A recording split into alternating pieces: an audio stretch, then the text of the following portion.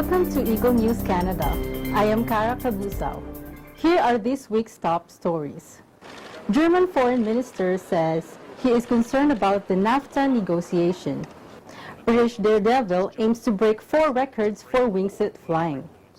Chinese geologist claims success in combustible ice mining in South China Sea. Taormina prepares for the arrival of U.S. President Trump and other G7 leaders. Now for the details. Germany's Foreign Minister Sigmar Gabriel said that German firms are concerned about an impending renegotiation of the North American Free Trade Agreement, or NAFTA, as he backed Mexico's position in NAFTA talks during an official visit to Mexico City. U.S. President Donald Trump's administration set the clock ticking toward a mid-August start of the renegotiation of NAFTA, with Canada and Mexico to try to win better terms for U.S. workers and manufacturers. Gabriel, who is in Mexico City ahead of an upcoming visit by German Chancellor Angela Merkel, said Germany backs Mexico's position in support of the accord. Mexico's Foreign Minister Luis Videgaray spoke alongside Gabriel, where he said Latin America's number 2 economy will not accept any restrictions put on NAFTA. Gabriel also weighed in on Trump's border wall, which the U.S. president has insisted will be paid for by Mexico. Germany's foreign minister said that he was not aware of any German companies interested in participating in its construction. During talks with Videgaray, Gabriel discussed the bilateral relationship with the EU's economic powerhouse, as well as opportunities to increase trade and investment exchanges. Gabriel was accompanied by a delegation of businessmen and representatives of business associations from Germany, with an interest in exploring greater business opportunities between the two countries. Also on Gabriel's itinerary was an event to launch the participation of Mexico as guest country of the Fair of Hanover 2018, the largest industrial fair in the world. With protectionist voices such as Trump's rising in global politics, Gabriel told business leaders it was important that Germany cooperate more closely with like-minded trade countries such as Mexico to forward their agendas. But with Mexico and other countries in Latin America still in the throes of rampant corruption, organized crime, and an evolving rule of law, Gabriel offered German assistance to strengthen governments in the region. Germany is Mexico's main trading partner among the countries of the European Union and the 5th largest in the world, with a trade at nearly $18 billion in 2016. There are more than 1,900 companies with German capital in Mexico, which generate approximately 120,000 direct jobs. A British wingsuit pilot has soaring ambitions to break 4 world records by skydiving from 42,000 feet. The high-intensity sport of wingsuit flying involves jumping from a height using a special suit with wings fitted between the limbs to generate extra lift and allow the wearer to glide through the air. Fraser Corson, a 42-year-old former aerospace safety engineer, will carry out 2 wingsuit jumps as he attempts to break the records for the highest altitude jump in a wingsuit, as well as the longest time and the furthest distance flown. Japan's Shinichi Ito said the record for the fastest horizontal speed reached in a wingsuit, 363 kilometers per hour, in California in 2011. One of Corson's jumps, which will take the place in the U.S. and Canada, will involve him leaping from the height of around 42,000 feet from a hot air balloon, shattering the existing record of 37,000 feet. Commercial aircraft will actually be below us when I exit, because they got to 37,000 feet, we're going another 5,000 feet higher than them. So around 12,000 feet higher than Mount Everest. The equipment used for the feat is highly specialized. Corson wears a highly performance suit designed to enhance his aerodynamics and equipped with inlets to inflate the wings in flight. In addition to gear that is built for speed, Corson will be equipped with heated gloves, several layers of thin thermal clothing, and a balaclava to contend with freezing temperatures of between -50 and -70 degrees centigrade before factoring in wind chill. Corson's record attempts, dubbed Project Cirrus, will raise money for the SSAFA, the Armed Forces Charity, a British charity that helps veterans. After completing his final practice jump last week, Quezon took one of the servicemen aided by the charity for his first tandem skydive. Quezon's record attempts are scheduled to take place on May 22nd and May 29th, subject to weather conditions and airspace clearance. Geologists at the China Geological Survey on Thursday announced success in the tentative mining of combustible ice in South China Sea. Continuous mining has been conducted in the past week in the South China Sea, making China the first country to achieve continuous and stable gas production in the tentative drive. Combustible ice is a compound of methane and ice crystals of gas and water under low temperature and high pressure, conditions similar to the seabed. It is predicted that the reserve of combustible ice on Earth is more than twice that of coal, oil, and gas. Since most combustible ice is buried deep down in the seabed, mining of such clean energy is very challenging.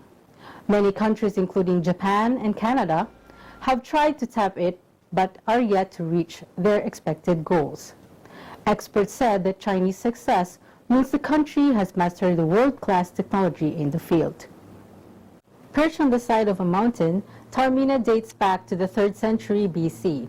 The historic town survives mainly on tourism, with its Greek theater being the #1 must-see for visitors to the popular Sicilian resort. Here is Kent Soterio for more details. At the end of May, the town will host a summit for the group of 7 rich countries, G7, and despite having had 7 years to prepare, work is still not finished. Whilst tourists enjoy and admire the perfectly preserved, narrow and curvy medieval streets, the American Secret Service, who will have to ensure the security of President Donald Trump, are not so enamored. Italian media reported that the town's mayor, Elio Giardino, had been asked to widen the streets for the Trump security convoy, although Giardino said that after a research visit to the ancient town, they were willing to adapt. The mayor was also hopeful that for once, media attention focused on Sicily would be positive and the Mediterranean island would not be top news for being home to the notorious Sicilian Cosa Nostra mafia. The Italian government is still finishing 2 helicopter landing pads that will be used to ferry leaders to the venue from the NATO military airport of Sigonella, situated 80 kilometers south. It also needs to complete road renovations, which will close off the town to delivery and residential vehicles. But Special Commissioner Ricardo Carpino remains confident that everything will be ready for the visiting world leaders and their delegations from Canada, France, Germany, Italy, Japan, the UK, and the US, plus the EU. Italy plans for around 10,000 security agents in Taormina itself and the nearby Giardini Naxos, which will hold the world's media, and protesters will not be allowed anywhere near the summit participants. The 2017 G7 summit will take place from 26 to 27 of May 2017. I am Kent Soterio, reporting for Eagle News Canada, and I am one with 25. Coming up, Canada Prime Minister Justin Trudeau visits Seattle to talk trade and climate issues. Fast train proposed for Canada's Toronto and Windsor corridor. Greenpeace says Canadian forestry lawsuit aims to silence critics. Eagle News Canada will return shortly.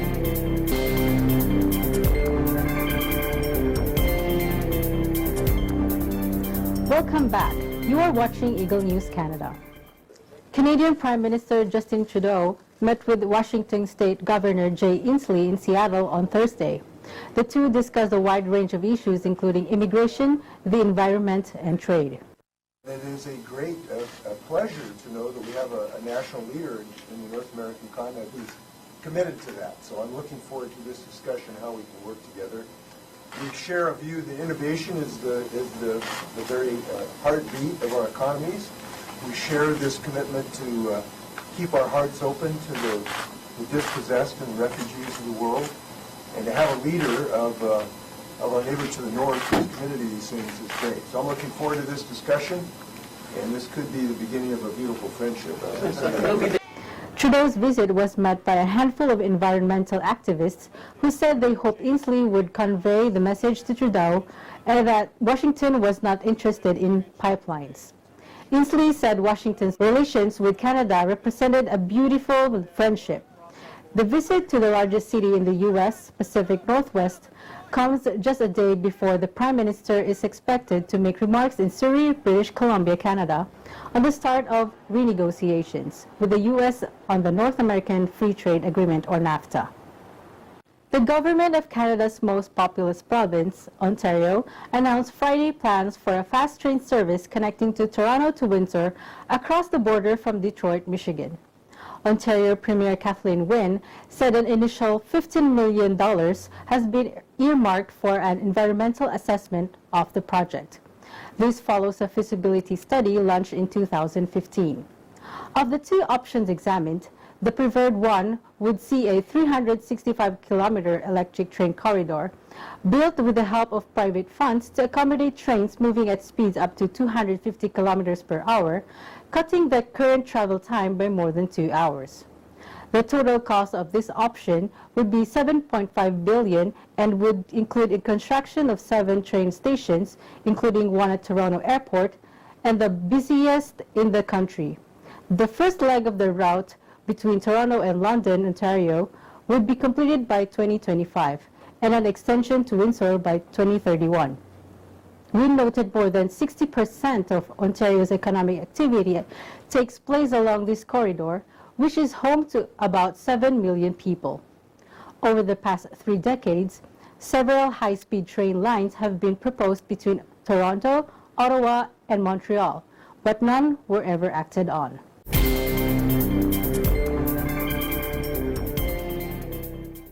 Greenpeace launched a campaign Tuesday to denounce a major Canadian forestry company's lawsuit against the group, the latest shot in a long-standing dispute between them.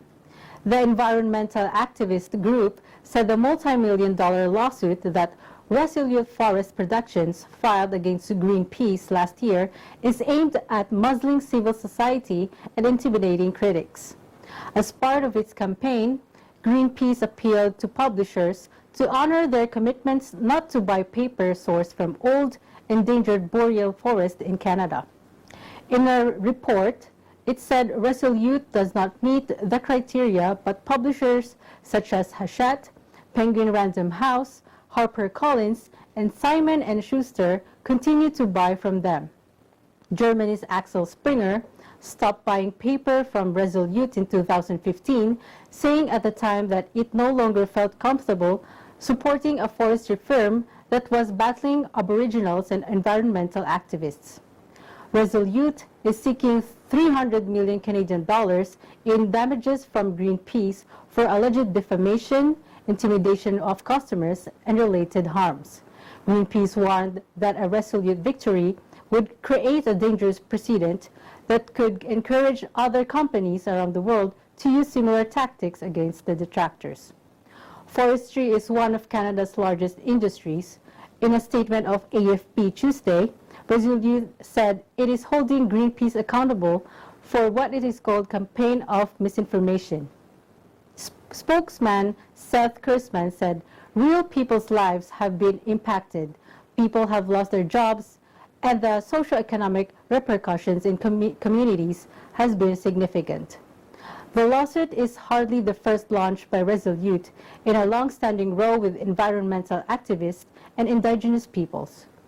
In 2014, it sued the Rainforest Alliance after the group issued a negative audit of Resolute's logging practices and urged that the certificate stating that it adheres to best forestry practices be suspended. Resolute's troubles intensified the following year with the Forest Stewardship Council, an international nonprofit that promotes responsible forestry management. The FSC denounced Resolute's condemnation of activists that accused the company of being a forest destroyer responsible for a caribou death spiral and extinction. Up next, Kathleen Cruz brings the latest in show business with entertainment this week. Jonah Grace Lopez takes us to a big bike ride sponsored by AECOM in support to fight against heart diseases and stroke. Arnie Aquino takes us to Niagara Falls. Eagle News Canada will be right back.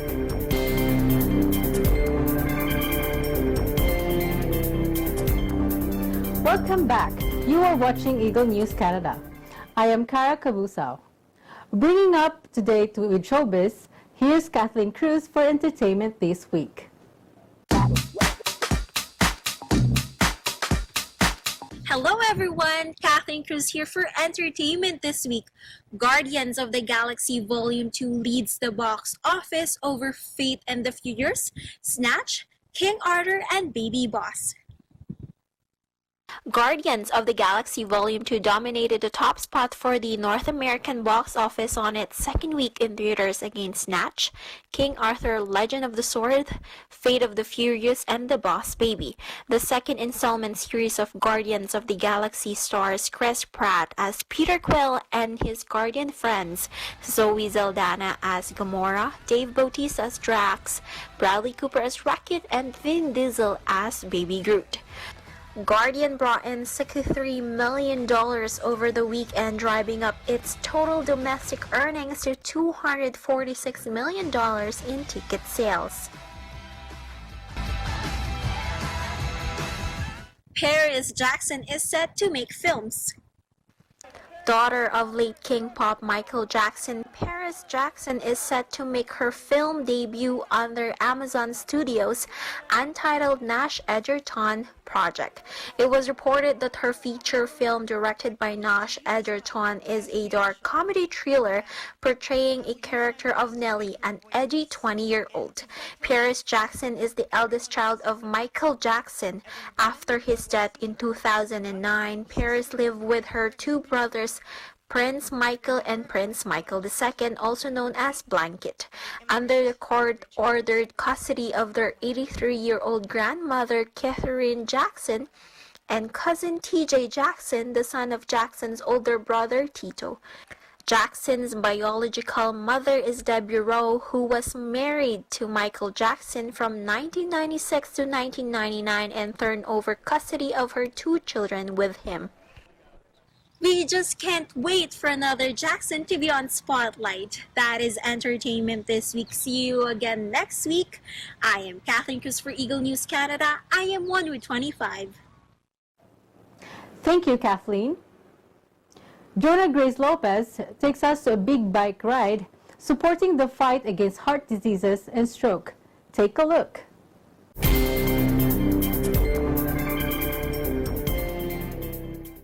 According to the World Health Organization, heart disease and stroke have been the #1 cause of death for the past 15 years. In an effort to help change this, the Heart and Stroke Foundation in Canada was established. Today, let me take you to the big ride as AECOM accepts corporate challenge in support to the Heart and Stroke Foundation. For more than 60 years and counting, the Heart and Stroke Foundation has been fighting heart disease and stroke. Members of the foundation and over 100,000 volunteers have given Canadians informative tools to fight the #1 cause of death, heart disease and stroke. Across Canada, the increase in pursuing a more active and healthier lifestyle is evident.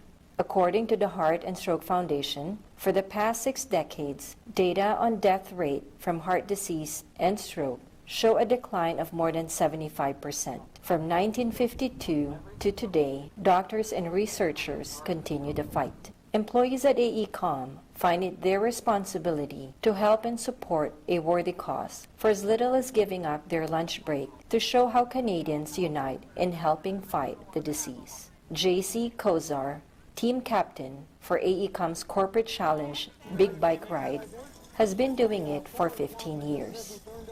I think it makes a big difference. Eating healthy and having an active lifestyle, it helps, burn off all the fats and everything we intake and processed foods. It makes a big difference.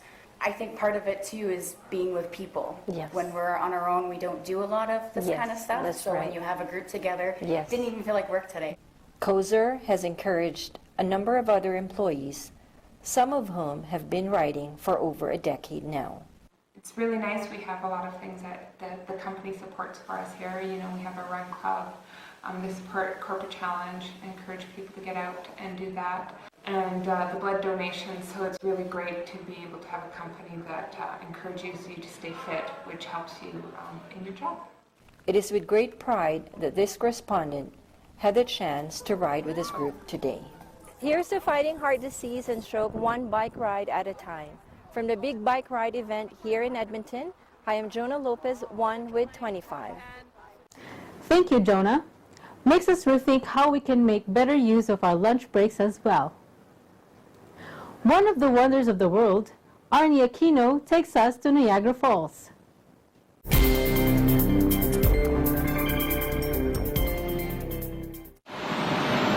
We are here today in Niagara Falls in Ontario, Canada. This is one of the 7 great wonders of the world. And today we'll be able to see why it made the top list. Did you know that the Niagara Falls actually consists of 3 different waterfalls? The American Falls, the Bridal Veil Falls, and the largest of the 3, the Horseshoe Falls. Visitors of the Niagara Falls can take a boat tour where they get the chance to see the falls up close.